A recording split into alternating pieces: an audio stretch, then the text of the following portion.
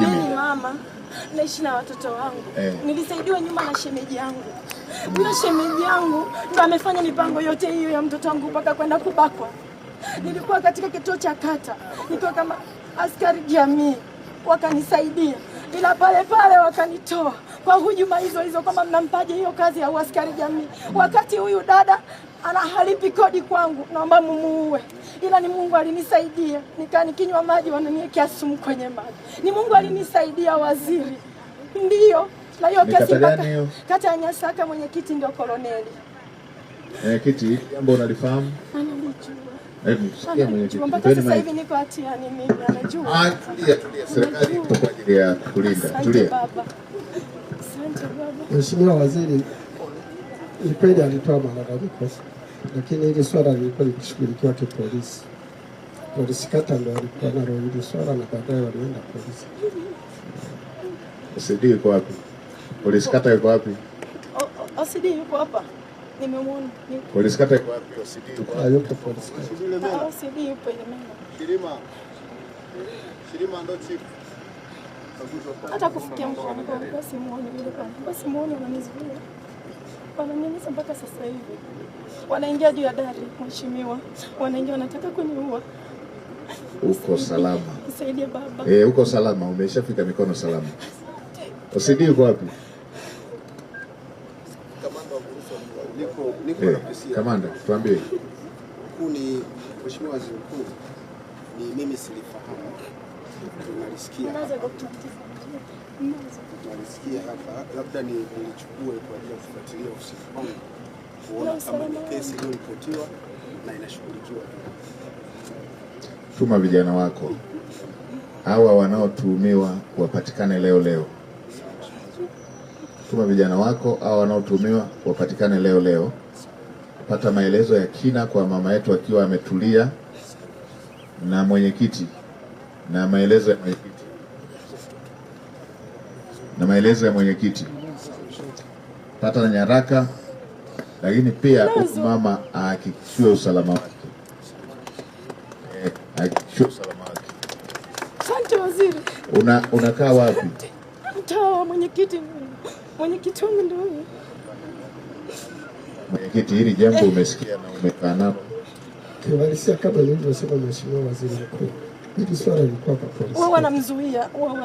Akinisaidia watu, ananisaidia sana baba wa watu. Ananisaidia na wanamzuia. Amekutetea, nitaka uingie hatiani na wewe. Ananisaidia sana. Una bahati amekutetea. Mimi namsikiliza sana. Tunasema hivi. Viongozi wote wa serikali, jambo la mwananchi likishafika kwenye mikono ya serikali, ni lazima viongozi tulifuatilie, sio kumwacha yeye aendelee kufuatilia. Naisema leo kwa kata ya Nyasaka na kata zingine zote, mwananchi akishafikisha jambo kwenye kata, amefika kwenye ofisi ya kata, viongozi fuatilieni wenyewe, sio mwananchi mwenyewe kuanza kuhangaika kumtafuta mkuu wa mkoa. Tunasogeza ofisi za serikali karibu na wananchi ili kuwapunguzia adha wananchi wetu kuhangaika kwenda kwenye ngazi za juu.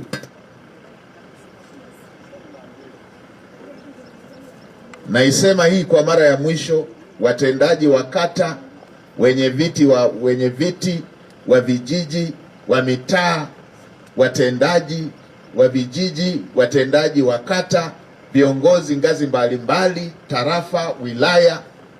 Mwananchi akishafika ofisi ya serikali, akafikisha jambo lake kwenye ofisi, tunataka serikali ndio ianze kufanyia kazi jambo hili.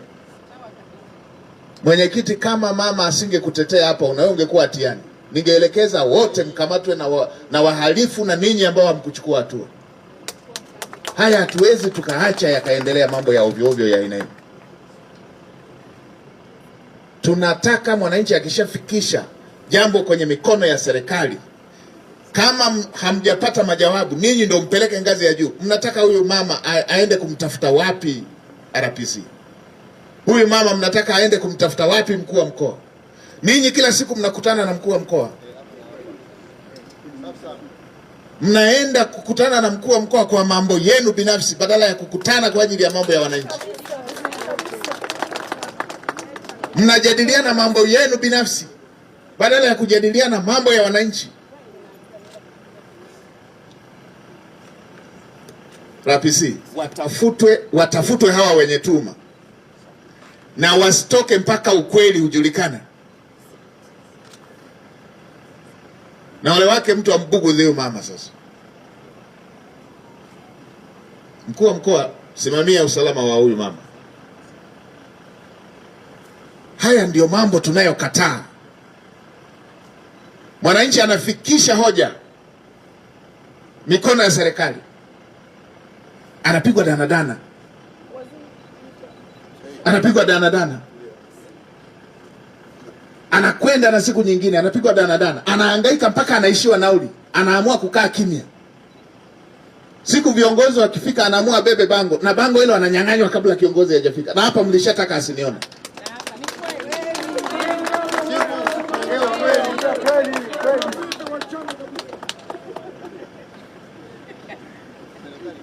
Siku nyingine, eneo lingine, popote pale, ambaye hachukui hatua na aliyefanya uhalifu, wote wamefanya uhalifu.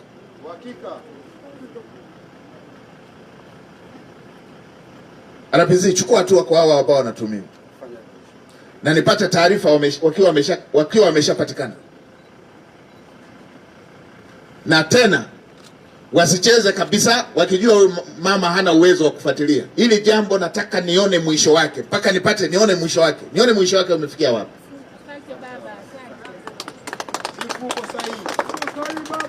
Wakamatwe mpaka uhakika, ukweli ujulikane kwenye jambo hili.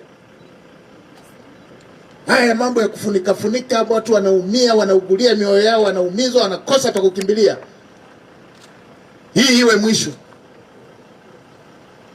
Ndio hivi na juzi kule tukakuta yule daktari kafanya vitu vya kijinga jinga. Nilisema afukuzwe kazi, akamatwe na afunguliwe kesi ya ubakaji. Na huyu mama amesema huyo mtoto wake kabakwa. Huyu akamatwe, uchunguzi ufanyike, afunguliwe kesi ya ubakaji.